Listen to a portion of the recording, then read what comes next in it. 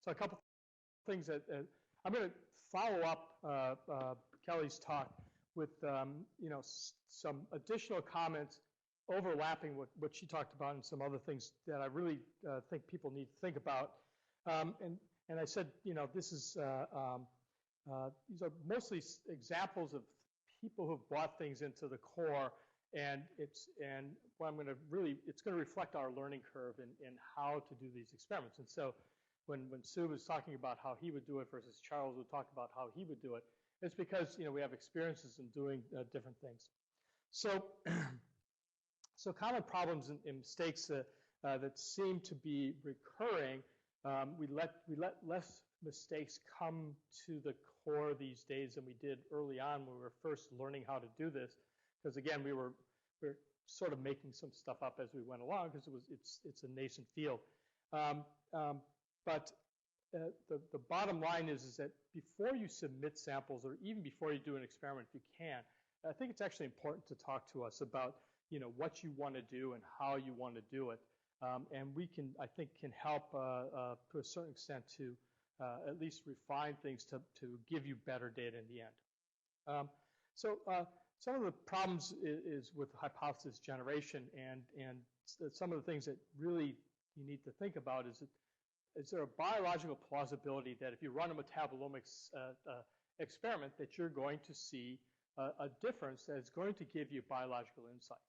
And it's amazing how many times people want to do something about, my favorite example is somebody wanted to see what acute stress is going to be and find the metabolic pathway that's going to be affected in the brain by acute stress by sampling peripheral blood. Now, one can make a hypothesis that you could see changes in the blood from acute stress, but the question is, how do you know it comes from the brain? And they really were interested in brain, and this was in people. And so at some point, you have to realize that blood is a great tissue to sample, but it reflects the biology that's going on in the whole body. And so those are the kinds of things that we try and think through with people. The biological plausibility response we've seen in the system, rodents versus humans. Remember, mice have a metabolic rate that's 15 times higher than humans, and they are much more dependent upon different metabolic states than humans are. Extraneous variation in phenotypic endpoints can muddle relationships. Difficulty explaining how do you know when you see an important endpoint. This is really a critical factor when you talk about doing untargeted metabolomics profiling. How do you know what you've got? Now, these are hypothesis-generating experiments for the most part, but more and more people are coming to us saying, I want to find out why this happens, and they want to do a broad profiling. But if you don't know what might change, then you could actually miss it because you don't know how to analyze the data, especially if it's a continuous variable. Power calculations are important, but they're not as important as some might lead you to believe. I think it's important to know how big a signal that you will need to be able to get a difference between different metabolite levels. But since they're hypothesis-generating experiments, sometimes you don't have to worry about it. And then multiple subgroups of enrolled subjects and confounding variables, which you all know about, and I'll come back to that for Jenna's question earlier. All right, so this is sort of a data set about biological plausibility of the metabolomics response will be seen. So this is exposure 1, measured in one way or another, and you can see that the exposure has a couple of blips, and the question is, are these real blips here, especially this one that's out here? Is this a real number, or is this an outlier number? But most of the data for exposure 1 is right down at the baseline, that there really is no variation at all in the data set. And then phenotype 1 does have a scatter, and so there's a scatter. Now, if you're going to try and find a relationship between these data sets, is this exposure 1 causing or related at all to phenotype 1, it's going to be very, very difficult unless you had a single blip that's way out here. So in order to do these association studies, at some point you're going to have a variation in the measured metabolite or whatever the exposure is. And so it's really important to realize that you need a range of stuff. Not everything can be in such a small range, and then you're going to try and derive. And this comes down to a power calculation. What's the difference that you're going to see, or what's the difference that you expect? Now the problem is that if you do both of these simultaneously, you won't know that you have this data set here. And so this is a way that you might, if you talk through the experiment with us before you submit samples, or think through the experiment yourself about what's the probability that your exposure one is actually going to be in a broad enough range that you're going to be able to see exposure two. Now here's phenotype 1. Here's exposure 2. Again, there's a small variation here, but the phenotype has, again, a lot of non-variation where the one-to-one relationship between that. And it comes down to the same thing, that you need some phenotypic variation.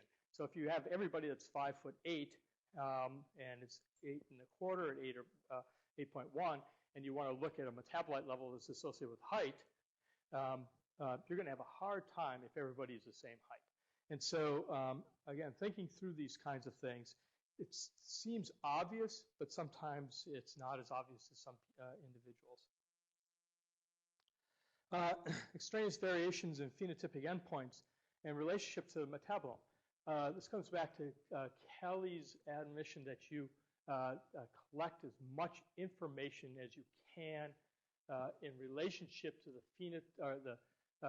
in relationship to the experiment that you're doing. Because the phenotype that you're looking at, the endpoint phenotype, can be affected by other things. So this group wanted to look at, it's actually a published paper going through, and somebody wanted to repeat this, and so we pulled up the paper and actually started looking at it very closely. And you can see that there's a variation in fatty acid profiles in these individuals in the blood. And they're saying, well, this is due to one intervention versus another. And indeed, there was seemingly statistical differences between these lipids under different experimental conditions. But when we went back and we read very closely the materials and methods for this paper, what we found is that 62% of the individuals in intervention A also were on polyunsaturated fatty acids, fish oil. They were being given, and while only 9% in intervention B were taking it, and there was a difference between the two groups in the polyunsaturated fatty acids. And they were making a claim that it was a drug versus one drug versus another, when more likely than not this difference is actually due to this exposure that the investigators even admitted was there, but they actually didn't even think about it when they went through. And so we dissuaded somebody from trying to do an experiment similar to this unless they really believed that this was not causing this effect in these individuals. Now, there's reasons to believe that the interventions may have caused these differences, but you need to think about it because these confounding factors are going to be really interesting, really important when you do the experiment. So thinking about what else is going on, how much exercise are they getting, what are they eating, and things like that. And it's also important for rodent studies. Rodents have an odd sleep-wake cycle, but they're very susceptible to stress responses and things like that. And so we know we've known for a long period of time that you get much more reproducible glucose tolerance tests, for instance, in mice, if you handle the mice every day. If you're only going to take the mice out, and the first time they ever get to meet the human hand is when you're going to inject them or dose them for a glucose tolerance test, you're going to get a much bigger variability than you're going to get if these animals are handled every day. It's something that you should think about when you actually do these kind of experiments.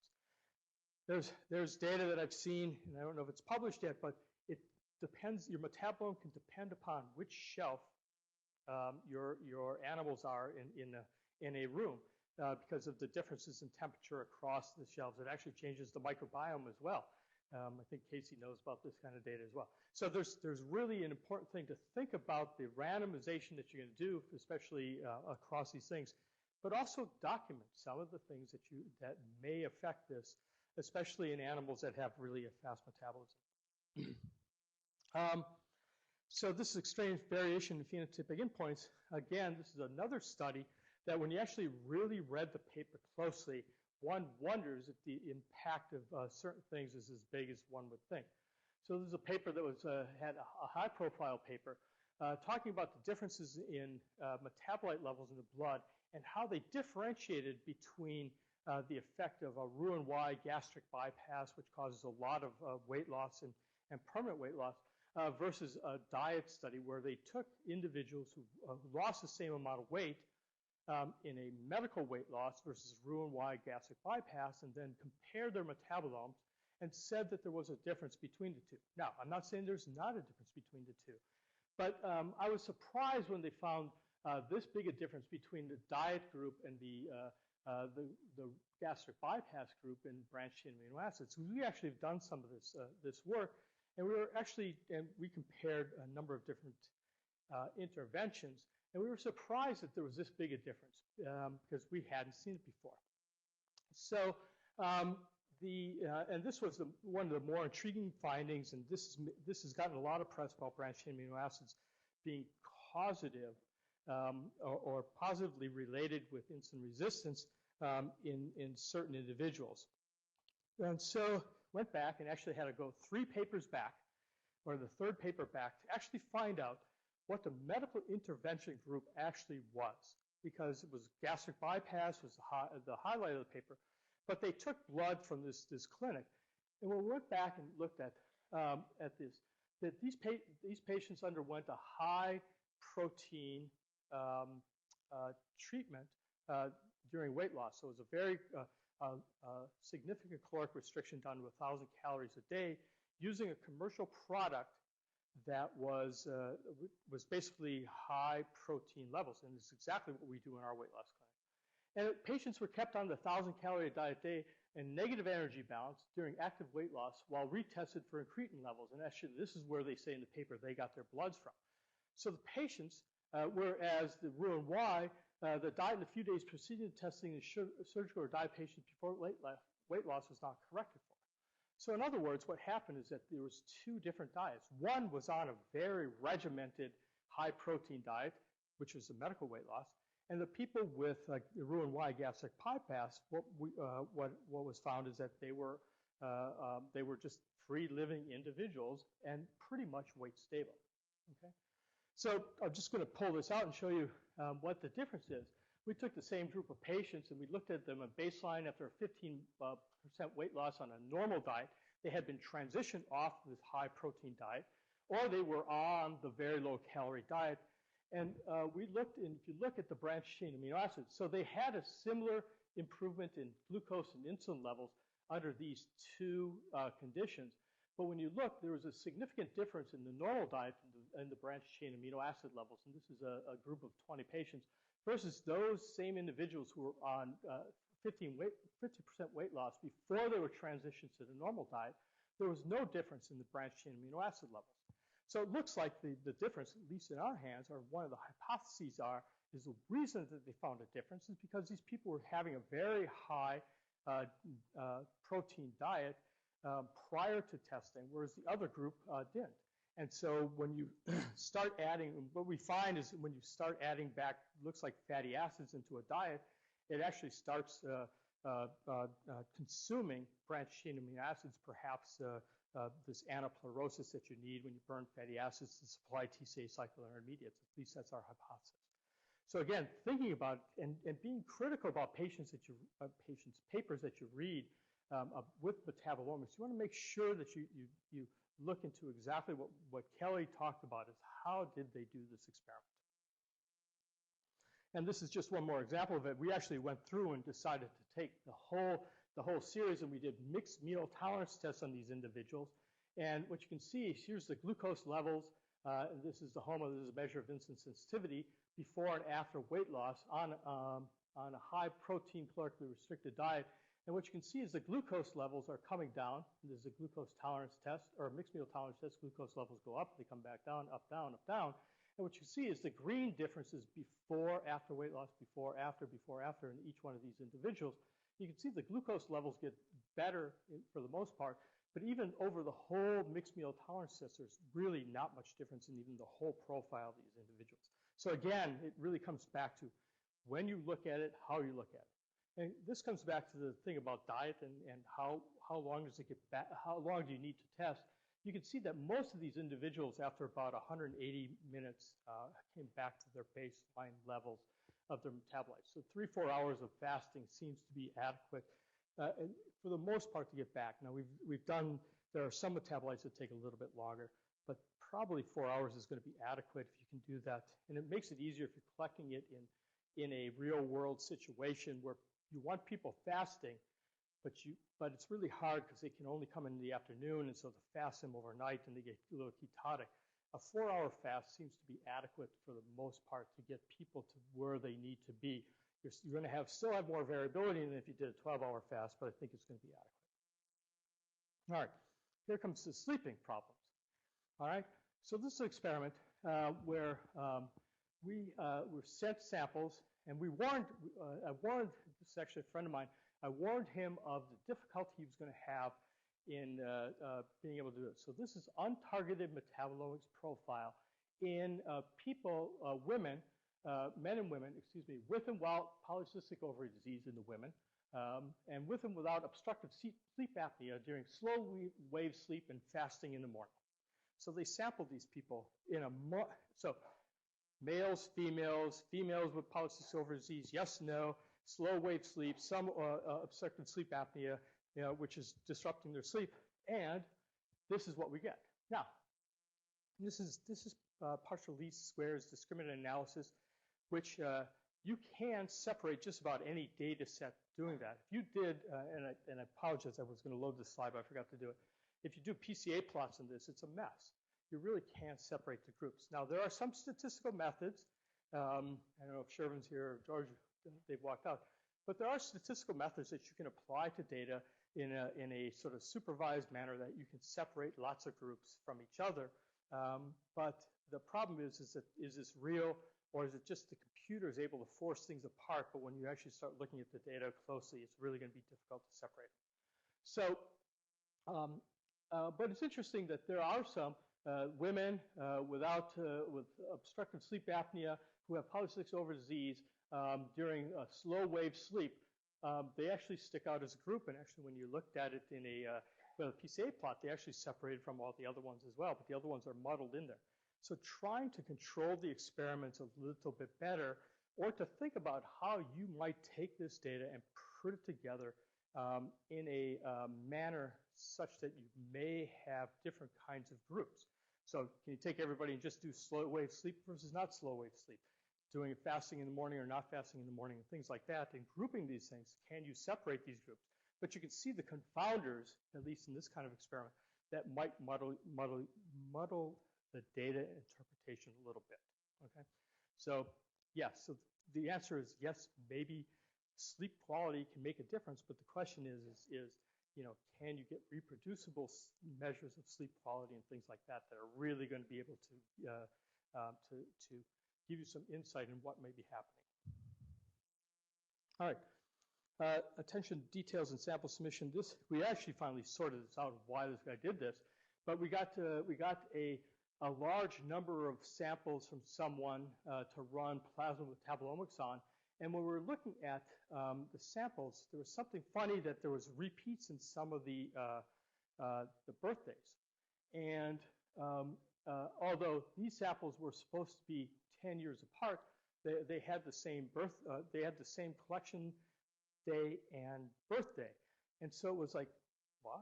And so it took a while, and Tanu was there when we actually figured out. Maybe it wasn't as hard as I was thinking, but it was just very confusing for a while about exactly what are we going to compare, because if you're going to try and do a statistical analysis, and we do help a lot of people doing it, it's sometimes really interesting to see how people fill out data sheets. And again, being very meticulous in how you classify the individuals, and you really need to, and send the samples. Now, any of you that do these large studies and non-animal studies know the critical importance of having a very accurate and mineable and fact-checked database. It's really an important thing to have.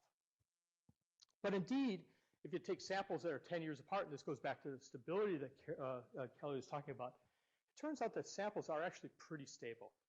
For the most part, if blood samples at least, in tissue samples it looks the same way. That if you get these down to minus 80 degrees, the metabolome is really fairly stable. Okay, and so you can take, and so we took samples that were collected in between 1985 and 87. This is a small group of 20 people, and then samples from 2002 and 2004. This is from a population in Starr County, Texas. The incidence of type 2 diabetes was 13% in 85 and was nearly 45% in 87. So it's a marked increase, fourfold increase in type 2 diabetes rate.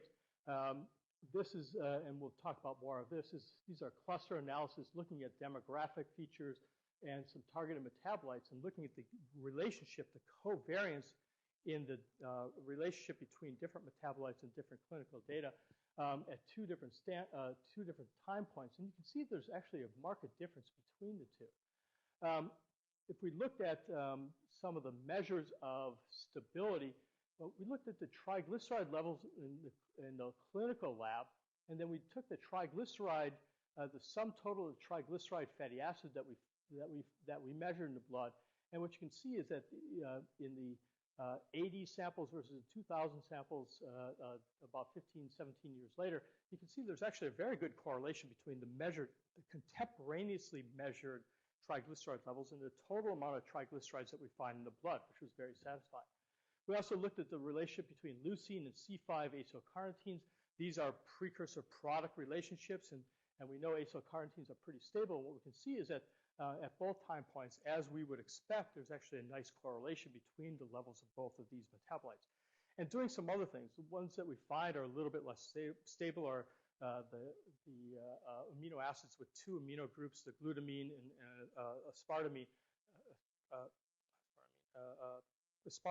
not aspartic acid. Help me.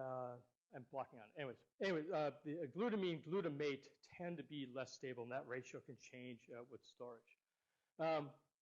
And so anyways, and what we found by this is that this probably represents a dietary change where there's a marked increase in the carbohydrate consumption in these individuals over this period of time, probably was related to the increase in, at least it seems to be related to an increase in type 2 diabetes risk. This goes back to also what Carol was talking about, is being very careful about how you collect and thinking about how you're going to do an experiment in tissue culture. So this is, cells were assessed for static and or flux analysis of certain metabolites, and it doesn't matter what the metabolites are. And pre-flux experimental conditions were under two different conditions. In A, the cells were fed 24 hours previously and washed and harvested at time 0, and then at time 0 and 30 minutes after the addition of 10 micromolar C13 glucose. So what they did is they wanted to use this as their baseline and then refed the cells and then washed them out and then refed the cells for 30 minutes. And you can see, and you'll learn about this a little bit later, but there's a lot of flux here. But the important thing is that these individuals thought they were going to use this as the baseline for this. The unfortunate thing is that these are cells that were sitting in a culture dish for about 48 hours, consuming lots of their metabolites. And then when you refed them acutely in this condition, you can see that the metabolite levels within the cells went way up. And so specific metabolites are very sensitive to the culture conditions that you're doing. And so when you think about how you'll treat your cells and how you want to assess the metabolite levels in the tissue culture, you have to think about the metabolism of those cells. So if you have a cell that has a very high metabolic rate, what you're going to notice is that you will notice that their culture media will turn orange because they're making lots of lactic acid or some other metabolic effect. And so if you have something like that and you don't and then you compare another cell that you've treated that were the same cells or knockout of the same cells, and they don't turn orange overnight, it means they have a different metabolic rate, and your metabolite concentration under the conditions where you have lots of metabolites may be different, and you will miss the real effect of whatever knockout or drug or whatever you're doing unless you think about how fast metabolism is changing and how it may change because of the culture conditions. So those are, you need to be very careful about how you do it. It's another good reason to talk to us about how you might freshly feed the cells and make sure that these kind of secondary changes that may occur can be avoided. I'm going to skip this one. How much time do I have? 4 minutes?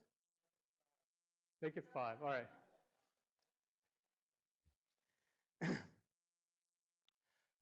This is an interpretation of data. It's actually something that taught us some cool biology once we did the right experiment.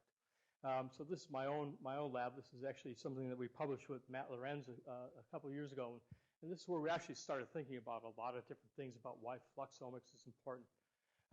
So this is a beta cell line that we're trying to figure out how glucose, when you add glucose and there's insulin secretion occurring, how it changes metabolism or metabolite levels. What are the things that are associated with increase in insulin secretion? So if you take and you wash the cells and you add fresh media for 0, 5, or 10 minutes with a higher concentration of glucose, you can see your citric acid levels go up. It's part of the TCA cycle, right? So glucose is fluxing in, citrate comes in, and you get an increase in metabolites. And glutamic acid levels go down transiently, and they go back up. These are all significant changes. And glutamic acid is feeding into alpha-ketoglutarate, so it seems like some glutamic acid is being utilized to support TCA cycle, and this actually subsequently has been published that this is a very important metabolite to supply alpha-ketoglutarate during insulin secretion. The cool thing was malic acid, so you can actually see after 5 minutes or 10 minutes, there's a marked increase in malate levels in the cells. And the thought was that, well, you're fluxing through and you're actually just getting a very rapid improvement or flux into the TCA cycle. But it turns out when we actually did a flux experiment, what we found is that when we looked at the labeling, and this is where fluxomics is very important, is that the citric acid cycle, you can see that there's an increase in the amount of citric acid, and a lot of it's labeled with 2 carbons. Acetyl-CoA is 2 carbons. When it comes in with unlabeled oxaloacetate, we'll make an M+2 citrate, and you'll learn this a little bit later. You can see that most of the increase is because there's an increase in the flux of carbons from the labeled glucose that we added to the media. The glutamic acid is getting utilized, and you can see that the unlabeled glutamic acid goes down much more than the label goes up, and so that suggested that there's an increase in glutamate coming in the alpha-ketoglutarate. But the interesting thing is that most of the malate is unlabeled malate. And so the increase in malate is not coming from increase in flux through the TCA cycle. Subsequently, we showed that this is actually coming through aspartate. And so aspartic acid is coming in, making oxaloacetate, which then is rapidly turned into the malate. And so there's a marked increase in the malate levels. And so this is a reason when you do some of these experiments, you really want to do fluxomics and not just static metabolite levels, because the way you interpret the result is really going to be important in order to really fully appreciate how metabolites change in the cell. And so we were able to measure flux through Maureen, how many metabolites can we get flux into if you just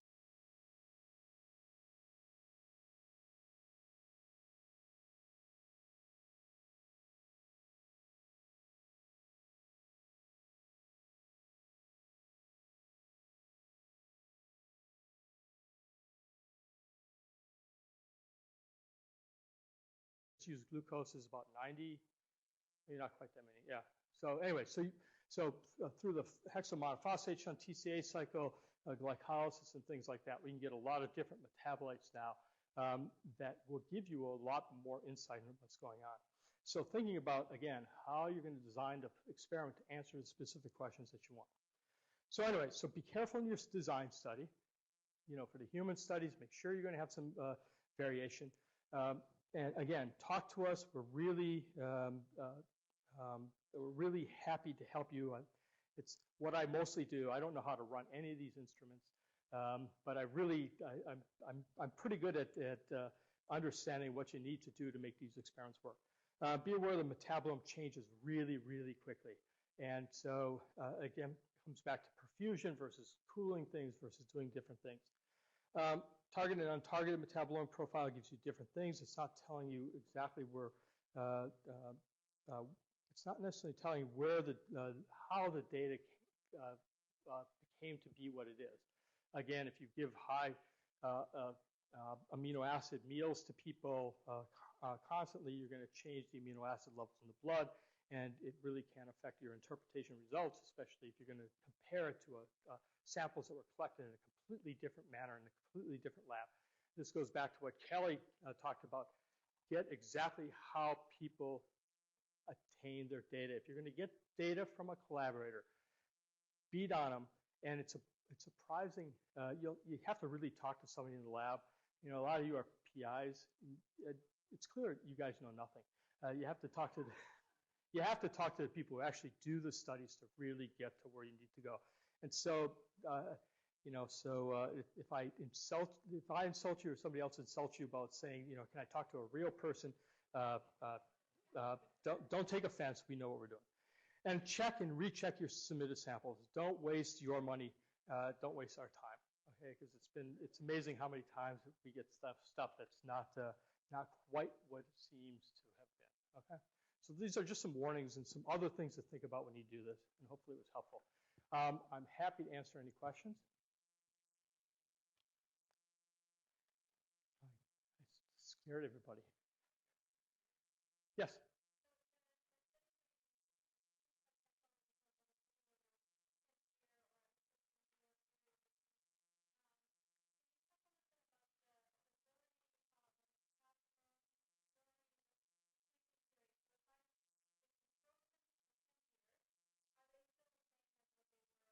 Yeah, so for the most part, they look pretty darn good. I think we did some fatty acids in these samples, if I remember, with Dr. Dawson. We were worried about oxidation of fats and things like that, and it seemed like they were pretty good. So over long periods of time, it's actually, I don't know. Kelly, do you know if somebody's taken samples 20 years previously? The way we looked at this is we took some contemporaneously collected samples. The problem is that the variability, the intra-individual variability, maybe because of their genetics or their diet or whatever it is pretty large. And so if you just run contemporaneous samples next to it, you tend to fall within that range of the contemporaneous samples. But a couple of them, like glutamine, seemed to be the one that actually did not fall in the range for the most part that was different. But systematically looking across all the metabolites that we've done, I think we probably could do it. But we've been running stuff for that's been stored for 10 years and things like that, and they don't seem to deteriorate that much. Maureen, I mean, they're pretty good. Yeah, but yeah, it's I think I think that the data that I showed you here, this is all targeted stuff. The differences clearly, I believe, were due to the differences in the environment and not the individuals, and it wasn't because there was a 15-year, 17-year difference in the collection of these samples, because a lot of stuff didn't really change that much at all. But some of the stuff changed markedly, and a lot of it was the ratios of different metabolites and things like that, which we'll get into as far as how to analyze data. Precursor product relationships sometimes are some of the best things to do if you're actually going to start mining your data. But this is just thinking about the biological implications of what you want to think about. So I'll just point out that we made up this thing. We made this one up. This is the can't see it. This is the free fatty acid. This is the desaturation index. This is lipogenic index. So how much the ratio of 18:2 over 16:0 is an idea. You get an idea of how much de novo lipogenesis is going on, and that's the thing that changed the most. And we know that this is related to how much carbohydrate is taken in. And so these are the kinds of things, knowing the biological underpinnings of some of the things that you want to ask questions about.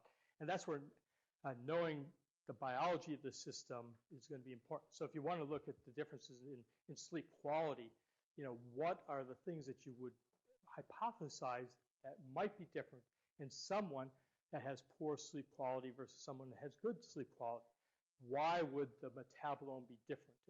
And so you can do an untargeted assay to see if you can separate the groups, but sometimes it can be very helpful to understand what you might see so you get a better measure of each thing, and then try and take that subset of the data and actually mine that for relationships and ratios and things like that to really try and pull out, is there a biological event going on here that you can define?